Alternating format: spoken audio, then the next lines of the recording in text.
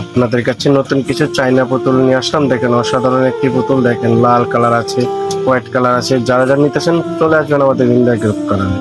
Hello বন্ধুরা, সবাই কেমন আছেন? আশা করি সবাই ভালো আছেন। বিন্দা গিফট কর্নার থেকে আমি আদিত্য আপনাদের কাছে কিছু চাইনা ডল নিয়ে আসলাম। অসাধারণ কিছু ডলের কালেকশন নিয়ে আসলাম আমাদের বিন্দা গিফট কর্নার থেকে। দেখেন কত সুন্দর ইউনিক একটা পুতুল দেখছেন, কত সুন্দর ইউনিক।